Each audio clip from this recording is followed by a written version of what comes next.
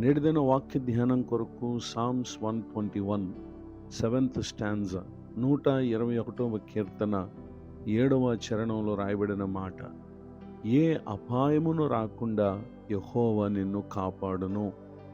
చదవబడిన ఈ వాక్య భాగంలోని దీవెన నా ప్రియులకు మీరందరూ పొందుదురుగాక. వాక్య ధ్యానం కొరకై ప్రార్థన. ప్రేమ కలిగిన మా తండ్రి, మాతో మాట్లాడే పరిశుద్ధుడు అయిన దేవా, నేడు చదవబడిన ఈ వాక్య భాగం ద్వారా మాతో మాట్లాడి మమ్మల్ని దర్శించి బలపరచమని యేసుక్రీస్తు నామములో ప్రార్థిస్తున్నాను తండ్రి, ఆమేన్. చదవబడిన ఈ వాక్య భాగంలో ప్రభువారు మనలను కాపాడేటటువంటి దేవుడు. మానవ జీవితంలో ఎన్నో అపాయాలను మనం ఎదుర్కొన్న వారంగా ఉంటాం. విశ్వాస సంబంధమైనటువంటి స్థితికి కూడా అపవాది పలు విధములైనటువంటి కలవరములను కలుగు చేసి మనల్ని నశింప చేయాలని చూసేటటువంటి పరిస్థితులు ఎన్నో మనం చూస్తూ ఉన్నాం. అయితే అపాయములు ఎన్ని విధములుగా వచ్చినా ప్రభువారు మనల్ని కాపాడేటటువంటి దేవుడిగా ఉన్నారు అనే విషయాన్ని తెలియచేయటాన్ని సంతోషిస్తున్నాను. పరిశుద్ధ గ్రంథంలో రాయబడినటువంటి ఒక సంఘటనను మనం పరిశీలన చేసినట్లయితే, first book of Samuel chapter 18 words 10-11. మొదటి సమూయేలు గ్రంథము 18వ అధ్యాయము 10-11 వచనాలు. మరునాడు దేవుని యొద్ద నుండి దురాత్మ సౌలు మీదకి బలముగా వచ్చినందున అతడి ఇంట్లో ప్రవచించుచుండగా దావీదు మునుపట్లాగానే వీణ చేత పట్టుకుని వాయించాను.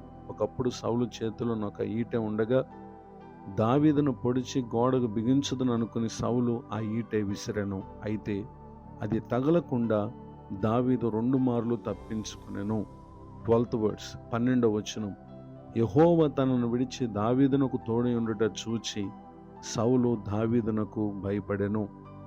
చదవబడినటువంటి ఈ వాక్య భాగంలో సౌలు దావీదును అంతమొందించాలని లేక నశింప చేయాలని అతడు తన దగ్గర ఉన్నటువంటి ఈటితో 2 మార్లు అతడు విసిరాడు. కానీ అతడు 2 మార్లు తప్పించుకున్నాడు.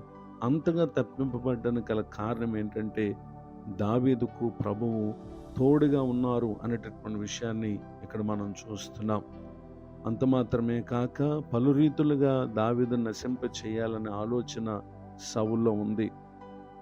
First book of Samuel chapter 23 verse 14.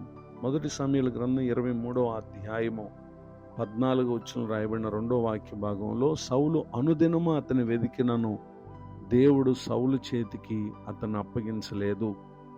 ఈ మాటలు వింటున్న నా ప్రియ సహోదరి సహోదరులు, దావీదుకు అపాయములు కలుగు చేయాలని సౌలు పలు ప్రయత్నాలు చేసిన దేవుడు అతనికి తోడుగా ఉండి కాపాడుతూ వచ్చినటువంటి విధానం అది ఎంతో ఆశ్చర్యం.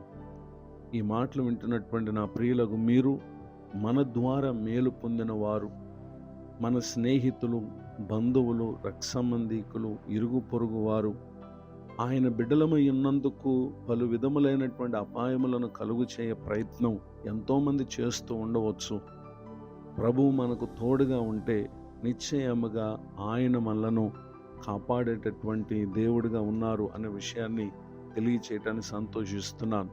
కనుక దిగులు పడక, అధైర్యపడక, దేవుని యందున్న విశ్వాసం చొప్పున ఎవరిపై ఏ విధమైనటువంటి బాధను, కష్టమును పెట్టుకోక, అట్టివారు ఉన్నారని తెలిసినప్పటికీ వారి నిమిత్తం ప్రభు సన్నిధిలో ప్రార్థిస్తూ, స్తుతిస్తూ, ప్రేమతో ప్రవర్తిస్తూ ప్రభువును కలిగి జీవిస్తే నిశ్చయంగా ఆయన మనల్ని కాపాడేటటువంటి దేవుడిగా ఉంటారు.